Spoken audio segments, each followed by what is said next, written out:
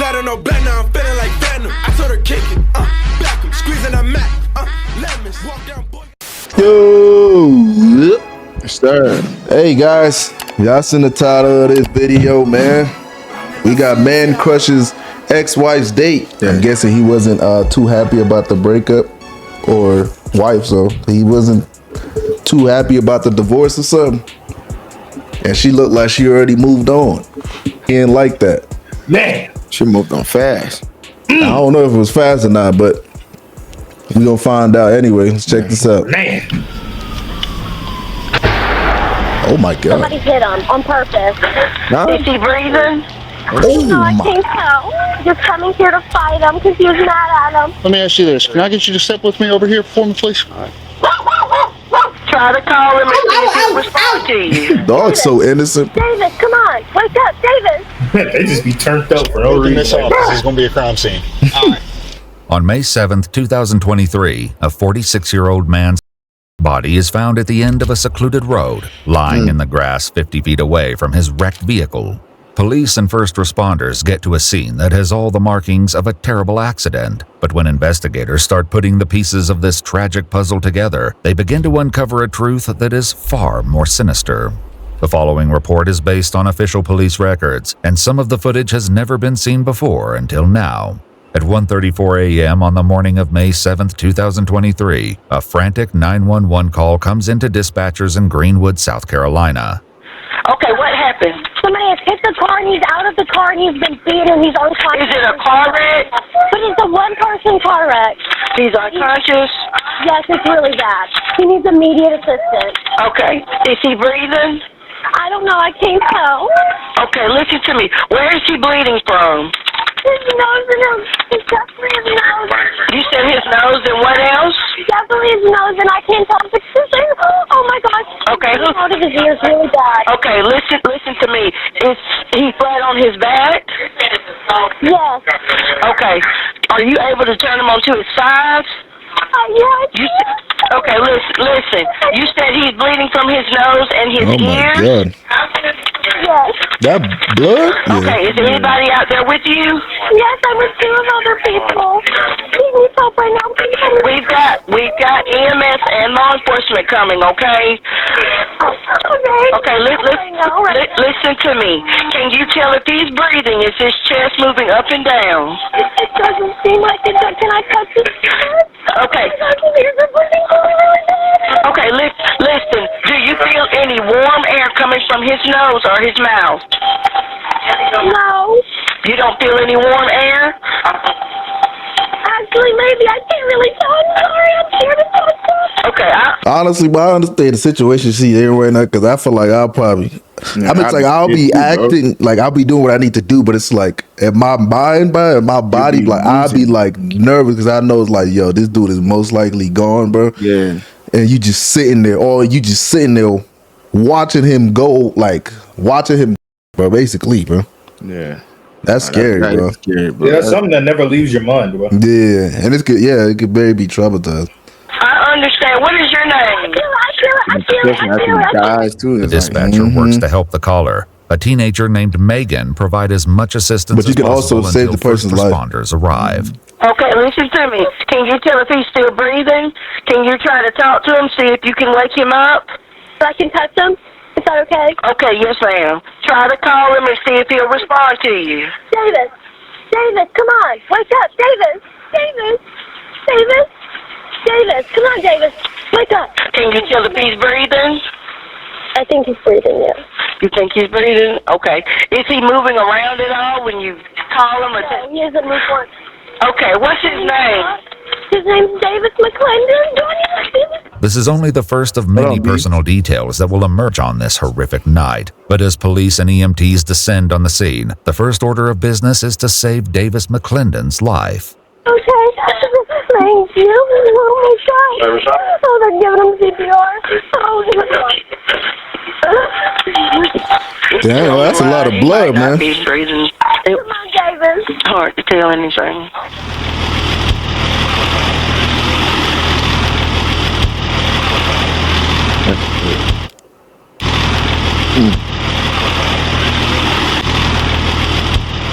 As the first deputies and medics arrive on the scene, it becomes quickly clear that the 911 caller's use of the phrase one-person car wreck was misleading.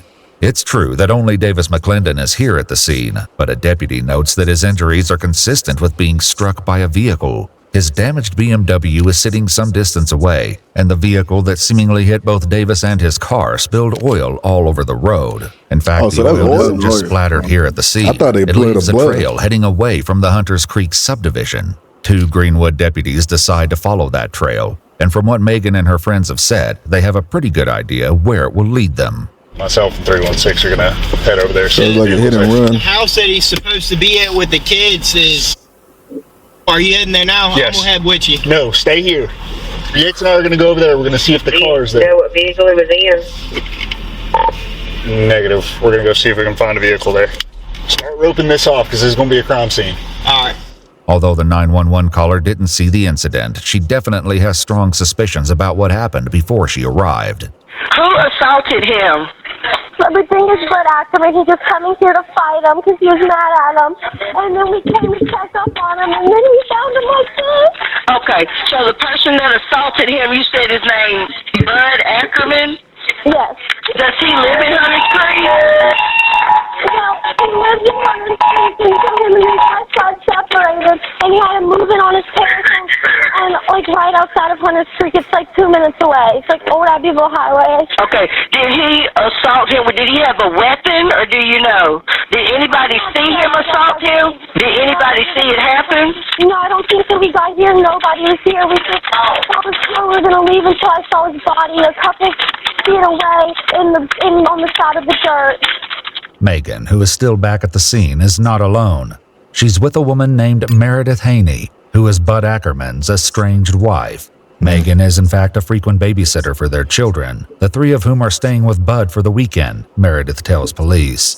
And as the deputies make contact with Bud at his parents' residence, those kids and their safety are their first priority.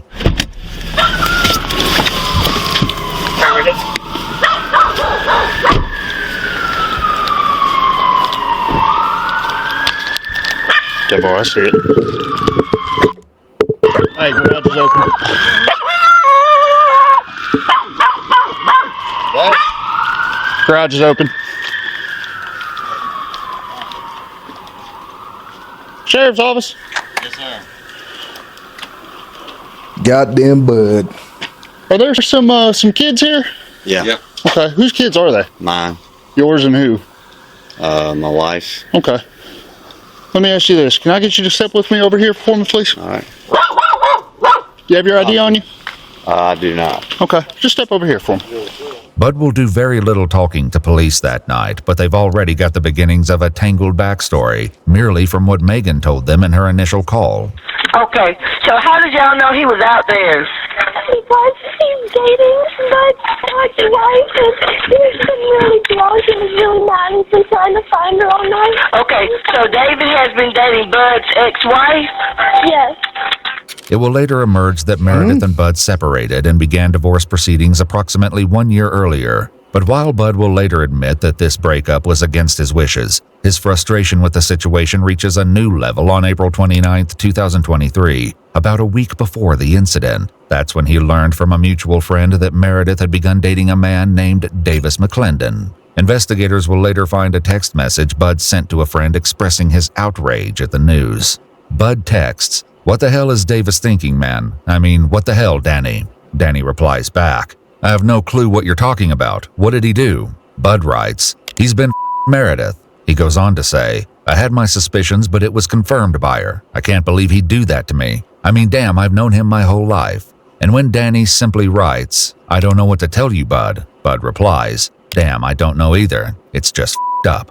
Exactly 1 week after the text exchange, on the evening of Saturday, May 6th, Meredith and Davis go out to dinner at a restaurant called Break on the Lake, where security cameras pick up their arrival. It's only 4.5 hours before the tragedy on Avid Road.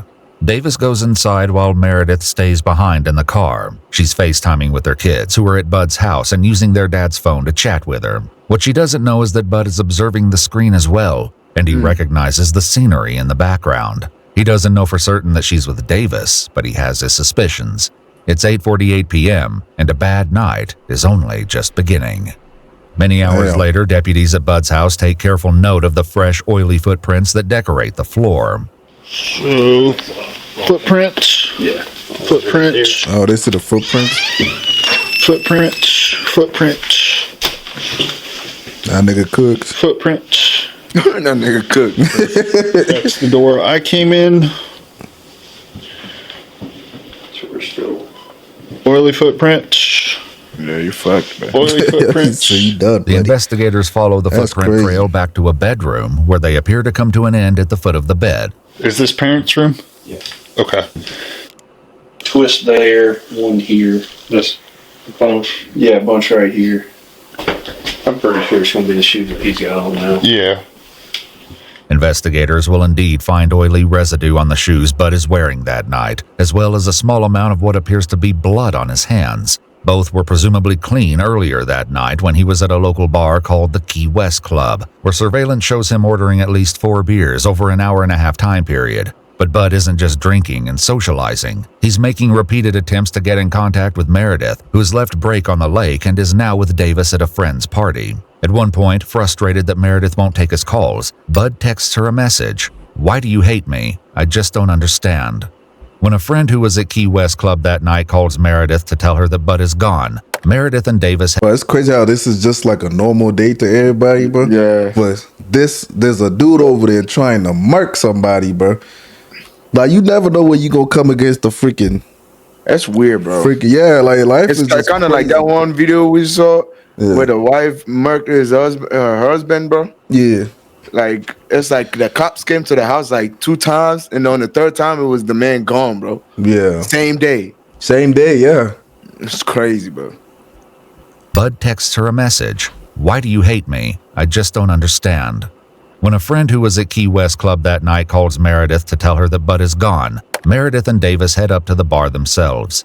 According to what Meredith would later tell investigators, Bud continued calling repeatedly during this time. She says that when she finally did take his call, he demanded to know where she was and why she was refusing to speak to him. The call logs would later reveal that between 9:07 p.m. and 12:15 a.m. that night, Bud attempted to call Meredith a total of 36 times. Shit. At his residence in the hours after the incident, Nigga ain't get the memo. investigators take a close look at Bud's Ford F-250, which just happens to look like it's been in a crash.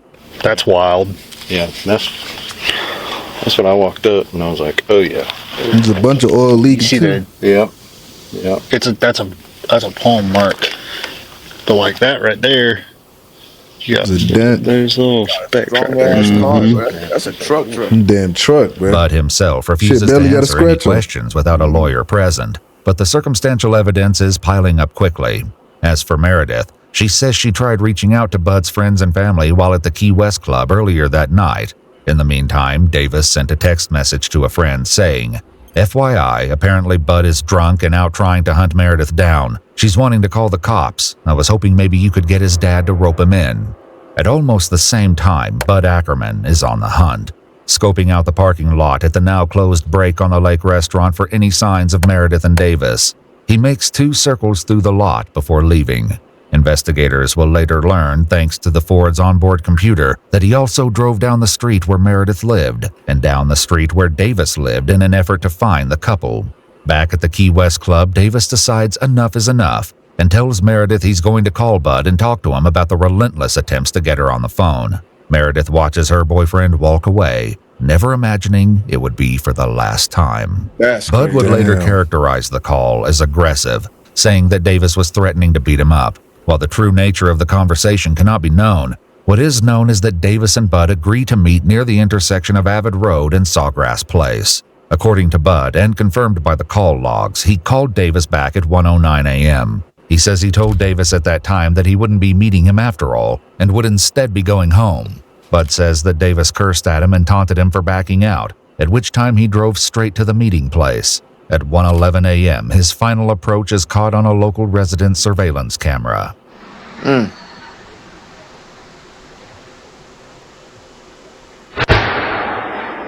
Damn. The camera only captures the sound of the impact, but another resident's camera records the moment of impact itself. The first camera not only captures the sound of the incident, but also Bud yelling something in the seconds following the... Yeah.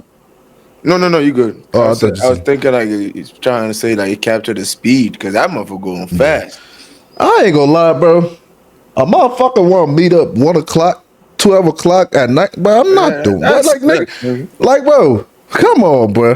The fact that we already sound like we beefing, bro. Yeah, the ex-boyfriend nigga out here cursing me on the phone, and then, all right, let's meet up at this location, 12 o'clock in the fucking morning. Like, nah, nigga, I'm good. Nigga, you can see. Actually, what time is it? I can't. And if I'm a go, nigga, I'm not going alone, nigga. Yeah, like, nigga, fuck that, bro. 1 o'clock, bitch. Not only captures the sound of the incident, but also Bud yelling something in the seconds following the impact.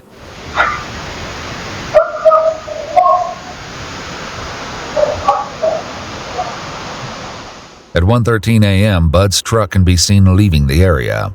He would later say that the collision was an accident caused by Davis standing in the middle of the road. Bud says that he only saw Davis at the last second, at which point he jerked the steering wheel as hard as he could to avoid Davis and smash into his car instead. The onboard computer system shows that he did not hit the brakes and was traveling at 25 miles per hour in his Ford F-250.